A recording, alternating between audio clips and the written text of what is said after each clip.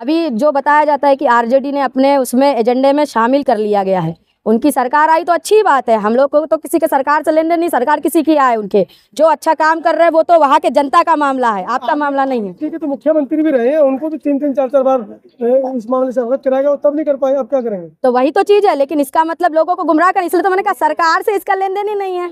आप जिस तरह से लड़ाई लड़ेगा, जितना अच्छा नेतृत्व आपका लड़ाई लड़ेगा और गंभीर नेतृत्व आपका लड़ाई लड़ेगा, वही ये मुद्दा पा सकता है। अदरवाइज तो हम लोग 135 से लड़ रहे हैं, ये सबको जानकारी है कि अब तक हम लोग केस ही में हैं और अब तक हमारे दस्तावेज भी सही तरह से नहीं पहुंचे हैं, तभी तो इसके ऊपर सुनवाई नहीं हुई उतनी। और दूसरी बात, एक और चीजें पता चली है, जो लॉयर अब तक इसमें लड़े, हम लोग सुप्रीम कोर्ट की हिस्से ले रहे हैं। हमने इसीलिए इंटरव्यू किया कि जितने अब तक के लॉयर हैं, त्रिपाठी, दुबे, हमारे, आप मुझे बताइए, हमारा मामला बुद्धिस्टों का है क्या? हमारे बुद्धिस्ट वकील ही इसमें इंटरव्यू नहीं कर रहे हैं या वो मामला नहीं देख रहे हैं, तो ये मामला कितने इंटरेस्टिंग तरीके से सामने रखा जा सकता है, ये तो आप लोग कोई भी अनुमान लगा सकते हैं। आपको इस महाबोधि के लिए चलते दिखेंगे, ये आपको तुरंत मिलने वाला।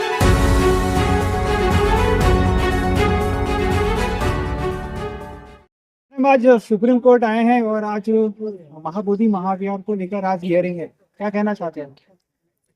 आज सुप्रीम कोर्ट में आज 30 तारीख को जो हियरिंग होने वाली थी महाबोधि महाविहार के लिए, उसमें हमारे आदरणीय पूजनीय महाथेरो भंते ज्ञान ज्योति जी के नेतृत्व में इस पिटीशन में इंटरवीन किया गया हुआ है और हमारा इंटरवेंशन जो है एक्सेप्ट भी हो चुका है।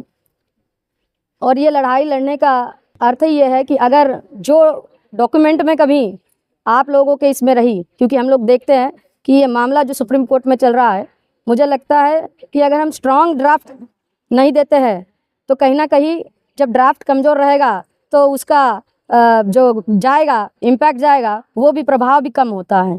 और जितने पिटीशंस लगी है उसमें जब हम लोगों ने स्टडी किया तो ये पता चला कि इसमें केवल टेम्पल का मुद्दा नहीं है, मतलब महाबोधि यानी केवल टेम्पल नहीं होता है, जो तथागत बुद्ध की जगह है, जो सम्राट अशोक ने बनाया था, और वो जितने एकड़ की लैंड है, जैसे अभी जब भंते जी हमारे उन्होंने कहा कि जो कलिंगम था, अलेक्जेंडर कलिंगम, उसमें 300 एकड़ का उसने जिक्र किया है। हमारी अब तक की जितने लोगों ने पिटीशन लगाई है, मेन तो 3 पिटीशन है, उसमें बाकी लोग इंटरवीन करे हैं, तो उनके भी जो इंटरवेंशन पढ़ा गया है, उनके इंटरवेंशन में जो कमी मिली, वो इंटरवेंशन में हम लोगों ने अपने थ्रू उस दस्तावेज देने के लिए ये इंटरवेंशन डाला है।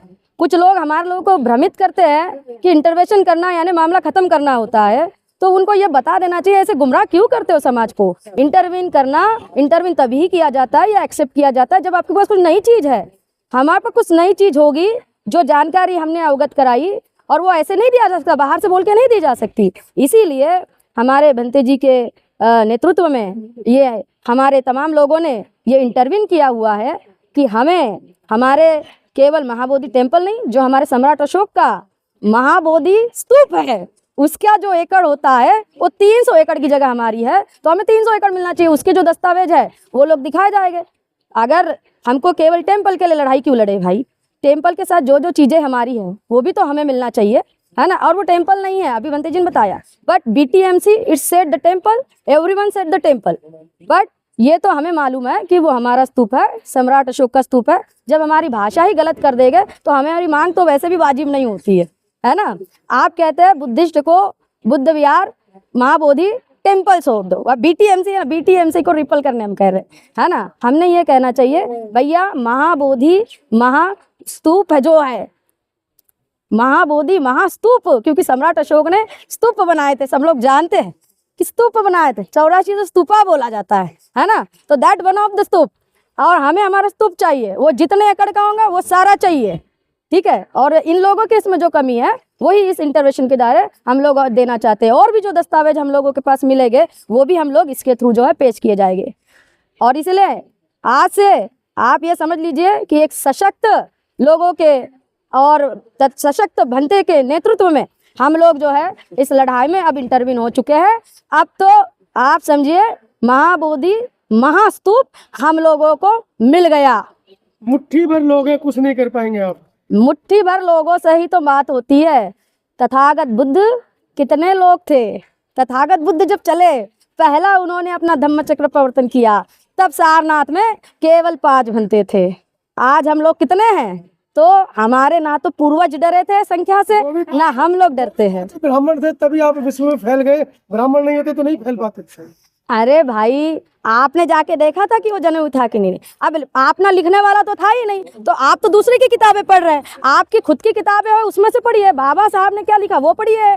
तो हम जब अपने लोगों की किताब पढ़ेंगे तो ज़्यादा इतिहास हमको पता चलेगा। और अब आप तो, आपके पास तो टेक्नोलॉजी भी है भाई, आप क्यों पिछले ज़माने में जाते हैं? आज जितना आप खोज रहे हो ना, या जितना आज हम कनेक्टेड है, ये उस ज़माने में नहीं था। फिर भी बाबा साहब ने कम से कम 42 वॉल्यूम लिखे। अब आपकी बारी है, आपको लिखना भी है और पढ़वाना भी है आपका इतिहास। क्या कहना चाह रहे हैं? जैसे महाविहार वाले मामले को कानूनी रूप से भी उलझा दिया गया है, सामाजिक रूप से भी उलझा दिया गया है, राजनीतिक तो है ही नहीं मामला, कोई बयान ही नहीं दे रहा इस पर।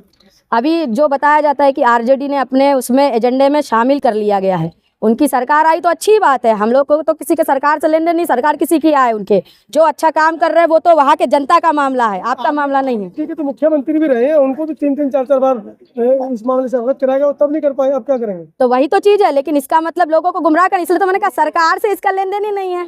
आप जिस तरह से लड़ाई लड़ेगा, जितना अच्छा नेतृत्व आपका लड़ाई लड़ेगा और गंभीर नेतृत्व आपका लड़ाई लड़ेगा, वही ये मुद्दा पा सकता है। अदरवाइज तो हम लोग 135 से लड़ रहे हैं, ये सबको जानकारी है कि अब तक हम लोग केस ही में हैं और अब तक हमारे दस्तावेज भी सही तरह से नहीं पहुंचे हैं, तभी तो इसके ऊपर सुनवाई नहीं हुई उतनी। और दूसरी बात, एक और चीज़ें पता चली है, जो लॉयर अब तक इसमें लड़े, हम लोग सुप्रीम कोर्ट की हिस्से ले रहे हैं। हमने इसीलिए इंटरव्यू किया कि जितने अब तक के लॉयर हैं, त्रिपाठी, दुबे, हमारे, आप मुझे बताइए, हमारा मामला बुद्धिस्टों का है क्या? हमारे बुद्धिस्ट वकील ही इसमें इंटरव्यू नहीं कर रहे हैं या वो मामला नहीं देख रहे हैं, तो ये मामला कितने इंटरेस्टिंग तरीके से सामने रखा जा सकता है, ये तो आप लोग कोई भी अनुमान लगा सकते हैं।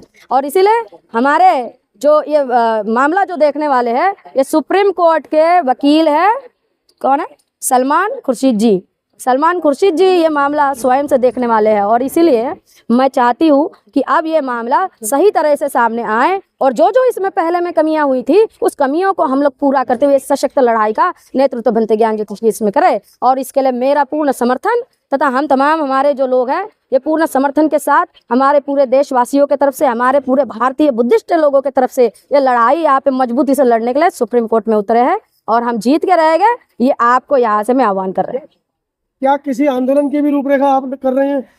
बिल्कुल, आने वाले दिनों में जल्द ही आपको बनते ज्ञान ज्योति जी पूरे देश में आपको इस महाबोधि के लिए चलते दिखेंगे, ये आपको तुरंत मिलने वाला है। लेकिन जब आप लोग सरकटिंग करते हैं बोध गया आंदोलन को, जो बिहार है उसको बचाने के लिए, तो आप लोगों को लाठियां बरसाई जाती है।